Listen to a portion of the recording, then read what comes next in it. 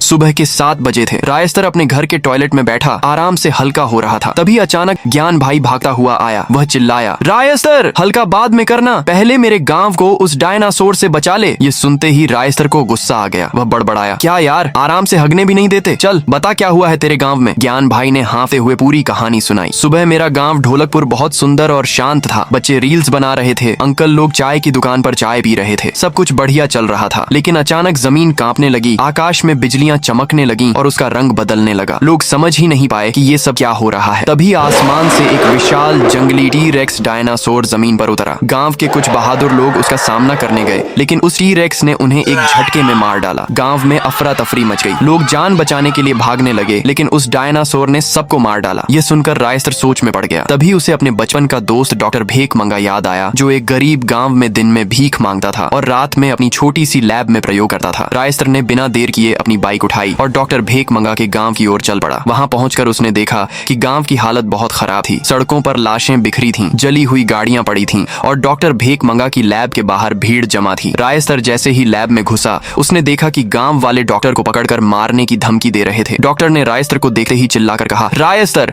मेरे भाई, मुझे बचा ले, ये लोग मुझे मार डालेंगे। रायस्तर ने पूछा, ये लोग तुझे क्यों मारना चाहते हैं? तब डॉक्टर ने एक पुरानी कहानी सुनाई। कुछ दिन पहले मैं हमेशा की तरह सड़क पर भीख मांग रहा था। तभी एक महंगी गाड़ी मेरे पास रुकी। उसमें से मेरा स्कूल का दोस्त अंबानी जी उतरा। वह हंसने लगा और बोला, अरे भेक मंगा, तेरा सपना तो बड़ा साइंटिस्ट बनने का था ना? उसकी बात सुनकर मुझे बहुत बुरा लगा। उस रात मैं सोचता रहा कि ऐसा क्या करूं कि लोग मेरी तारीफ करें। तभी मेरे दिमाग में एक आइडिया आया। सुबह मैं अपनी गाड़ी लेकर जंगल गया। वहां से एक छोटा सा जानवर पकड़ा और उसे अपनी लैब में ले आया। मैंने उस पर कई तरह के प्रयोग किए, लेकिन कुछ नहीं हुआ। निराश होकर मैं वापस जाने वाला था कि तभी उस जानवर में अजीब सी हलचल हुई और वह एक विशाल डायनासोर में बदल गया। वह मेरी लैब से भाग निकला। ये सुनते ही रायस्तर समझ गया कि वह डायनासोर कहां से आया था। उसने डॉक्टर से पूछा, बस तू मुझे ये बता, उसका एंटीडोट कैसे बनेगा? डॉक्टर ने बताया, तुझे फिर से उसी जंगल से वही जानवर पकड़कर लाना होगा। रायस्तर बिना कुछ सोचे जंगल की ओर चल पड़ा। वहां कुछ देर ढूंढने के बाद उसे वही जानवर मिल गया। रायस्तर ने उसे पकड़ा और डॉक्टर भेक मंगा की लैब ले गया। लैब में डॉक्टर ने फटाफट एंटीडोट बनाना शुरू किया। धीरे धीरे समय बीता, सुबह हो गई और आखिरकार एंटीडोट तैयार हो गया। डॉक्टर ने रायस्तर को एंटीडोट दिया और दोनों बाइक पर सवार होकर उस डायनासोर को ठीक करने निकल पड़े। जब वे ढोलकपुर पहुंचे तो वहां का मंजर भयानक था। डायनासोर हर तरफ तबाही मचा रहा था। गांव वाले डर के मारे भाग रहे थे। सड़कों पर टूटी फूटी गाड़ियां और मरे हुए लोगों की लाशें बिखरी थीं। यह देखकर डॉक्टर भेक मंगा को बहुत गुस्सा आया। उसने रायस्तर से कहा, तू यहीं रुक, मैं इस डायनासोर को ठीक करके आता। वह एंटीडोट लेकर डायनासोर के सामने खड़ा हो गया, लेकिन इससे पहले कि वह कुछ कर पाता, डायनासोर ने उसे एक झटके में दूर फेंक दिया। डॉक्टर भेक मंगा बेहोश हो गया। रायस्तर समझ गया कि इस डायनासोर को एंटीडोट देना नामुमकिन है। उसने एक खतरनाक फैसला, उसने एंटीडोट वाला इंजेक्शन खुद को लगा लिया और वह भी एक विशाल मॉन्स्टर में बदल गया। अब